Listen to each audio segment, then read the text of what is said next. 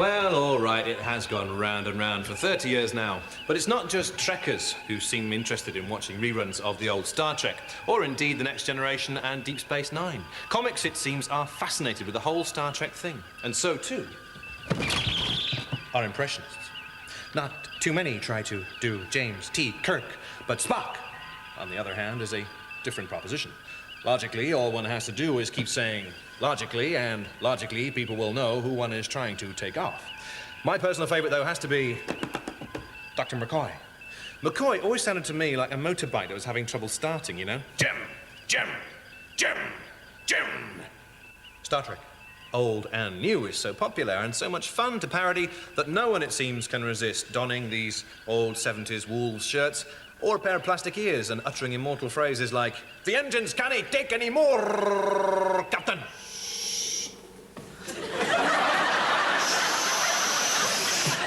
You're late, Mr. Spoof. Deduction, Captain. I've been attending to some asteroids. Well, it's your own fault for sitting on cold metal. What news of the Klingons? The treatment's working wonders. I finally managed to boldly go. Oh, the comedy potential in the word Klingon.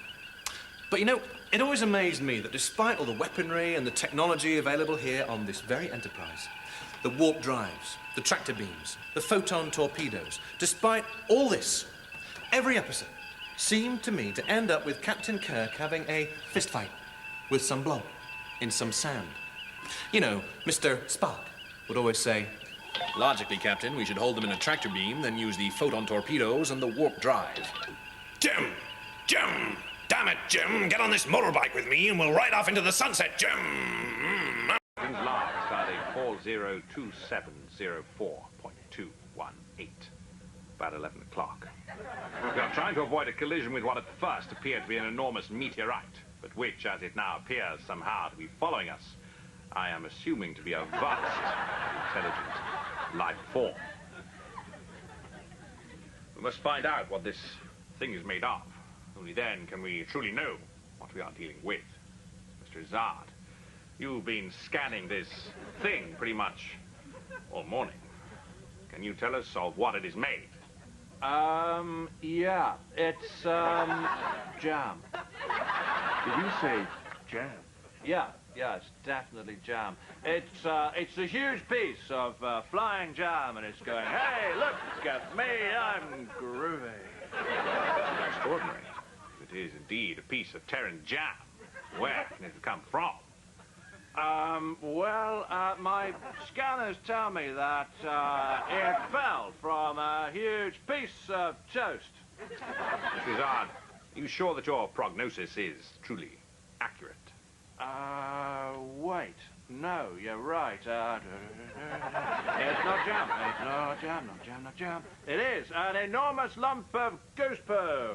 Captain, the enormous lump of goose poo is coming within range. Shall I attempt to hail it? Make it so, Mr. LaForge.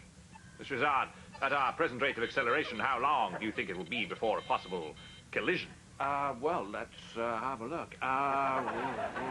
Well, we're going that fast, and we're going, ah! And the enormous lump of goose poo is going that fast, and it's going, whoa! So I'd say probably 50 billion years.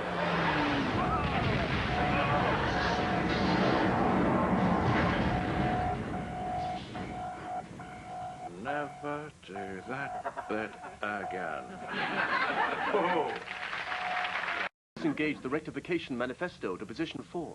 Make it so, Mr. LaForge. I will desegregate the cellurific determinators. Make it so. And, yeah, I'll just push buttons and go,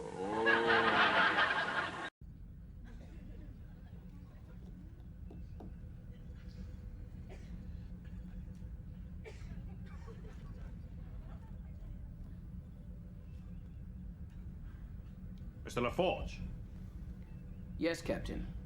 are we nearly there yet?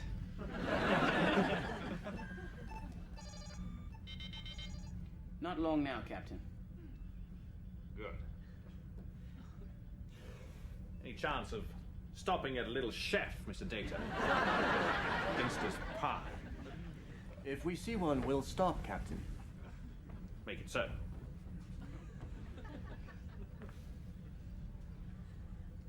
Anybody want to play I Spy?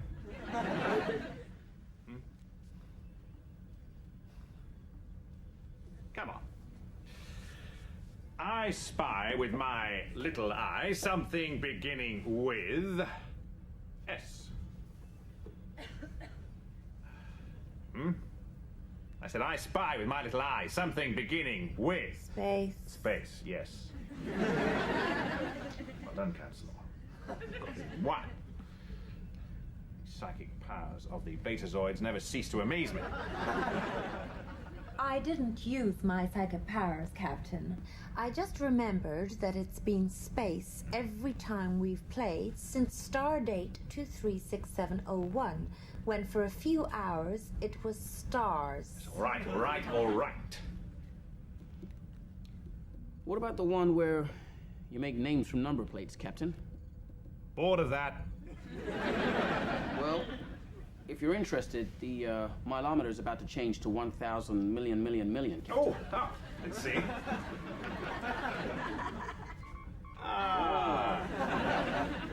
Stardate 508.395. The moment the crew of the Millennium Enterprise have dreaded is upon them. Their most feared enemy, the Klingons, have begun an invasion of the Federation, and this time there may be no stopping them.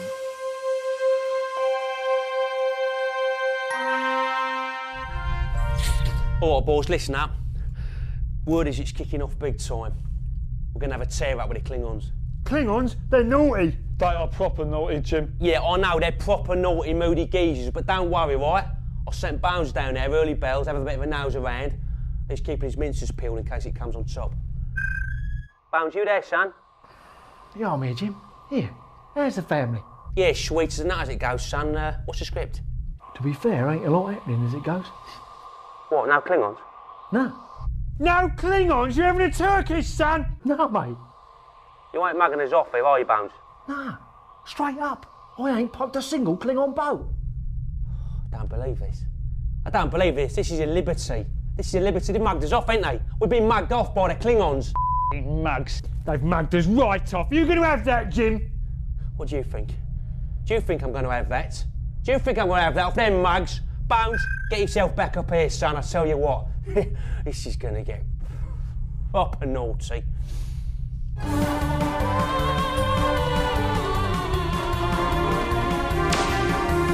In the year 2345, the Federation of Planets opened a Starfleet Academy near Carnoustie in Scotland. 4 years later, its first graduates emerged to find themselves rewarded with the command of Starfleet's newest and most powerful vessel, the ion impulse-powered Aurora. Right, Ensign, he's what Vector 10. We'll open this big bastard up and see if it has shit for chivalry enough. Lady, get your belts on. No couches wearing belt like a bunch of big poofters. Yep. What? Don't you let us go with the replicator, I'm starving. All right. As long as you bring us back a mug of royal game soup and a couple of ciders. Captain! What now? There's a right big hoorie, a spaceship coming towards us. You want to see the bastard? The size of the thing is a good unit twice sizes bigger than your skin. These graduates never backed away from conflict, as they were fearless and highly trained. I tell you, 4 million pistols, like a swing your clacker back.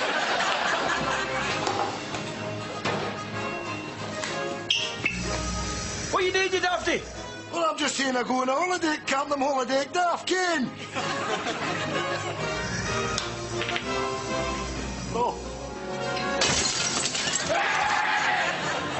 Take a journey into the unknown with Captain McConnell. Set faces to Malky. It's number 1, O'Donnell. That's like hee-haw I've ever seen afore, Captain Ken. Dr. MacDonald. He's dead, Captain. Stone dead. No pulse or nothing. Will you stop kicking at my arse, you pervert? Ensign McCabe, the android. And McDade, the communications officer. Captain, we're meddling with forces we can't possibly comprehend. You can't find your gagging for the E. You have a chance of getting your hole. You're an android, you've got a knob. In 60 seconds, we will board your ship, and you will surrender your vessel to us. Oh, go on, Danny Talkfish! Tay-siders in space, in amongst yous.